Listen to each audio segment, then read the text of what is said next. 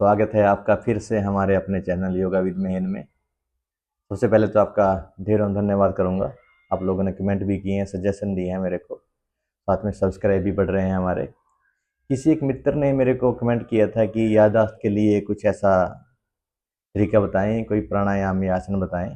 तो आज का जो हमारा वीडियो रहेगा, एक मैं प्राणायाम बताऊंगा जिससे हमारी याददाश्त वगैरह जो भी कमी है, मस्तिष्क संबंधी जो रोग हैं वो दूर होंगे। उस प्राणायाम का नाम रहेगा भ्रामरी प्राणायाम। जैसे भंवरा गूंजता है, भ्रामरी मतलब भंवरा, जैसे भंवरे की गुंजन की आवाज़ आती है, ऐसे ही हम अपने मस्तिष्क में उसकी आवाज़ को महसूस करेंगे। बहुत फायदे हैं इसके। तो सबसे पहले तो मैं आपको विधि बता दूंगा कैसे कैसे करना है, उसके बाद उसके लाभ भी बताएंगे। तो शुरू करते हैं। मैं मान के चल रहा हूँ कि आपने वर्कआउट कर लिया, जो हमने सूक्ष्म क्रियाएं बताई थी वो कर ली आपने, आसन भी कर लिए। आसनों के बाद ही प्राणायाम करना है। तो अब मैं इस पोजीशन में बैठा हूँ, इसको बोलते हैं वज्रासन। वज्रासन में आने के लिए सबसे पहले तो पंजे में डाल लेंगे और एड़ियों पर सीट बनाकर बैठ जाएंगे।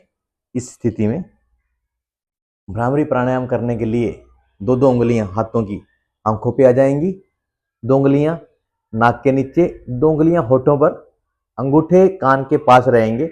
अभी लॉक नहीं करना, बंद नहीं करना। पहले समझ लें कैसे करेंगे। पहले श्वास भरेंगे अच्छा खासा, पूरा भरने के बाद कुछ क्षण के लिए रोकेंगे। अब अंगूठों से कान को बंद कर देंगे, बिल्कुल लॉक लगा लेंगे। जिस प्रकार भौरा गुंजन करता है उस प्रकार गुंजन करेंगे। एक बार करेंगे, स्टार्ट।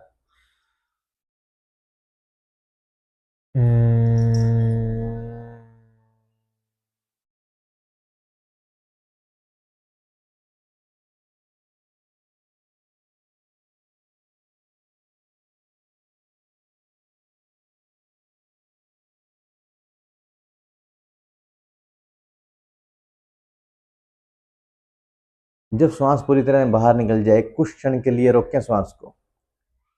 इस आवृत्ति को, इस रोटेशन को कम से कम 5 से 6 बार दोहराएं।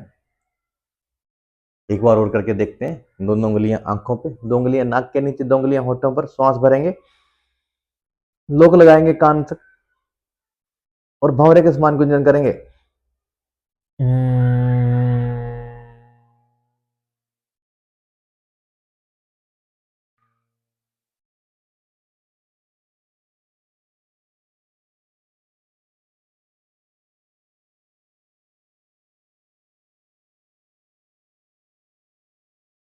वापिस आएंगे।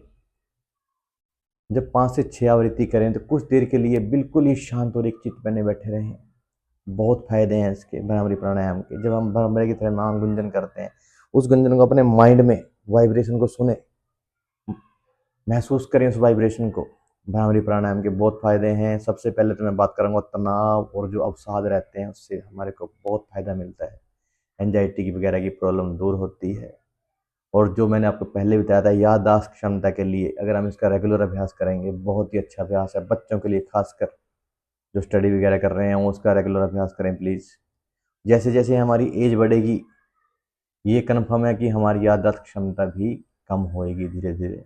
पर अगर हम इसको अभी से अभ्यास करके रखेंगे तो जो हमारी याददाश्त क्षमता का जो पैटर्न है धीरे धीरे कम होने का, उसमें हम थोड़ा इसको रोक सकते हैं, विराम लगा सकते हैं।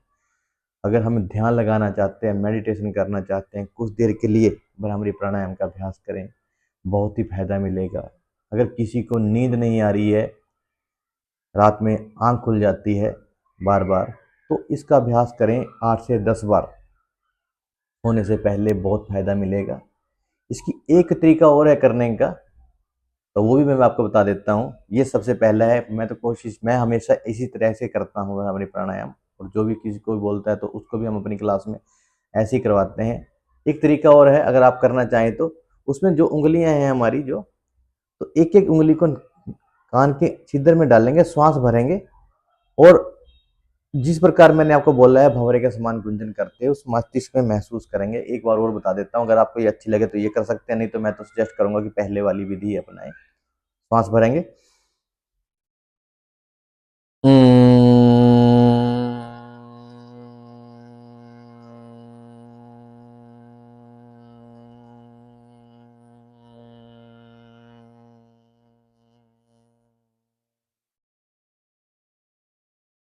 इसको भी कम से कम 5 से 6 बार जरूर रिपीट करें।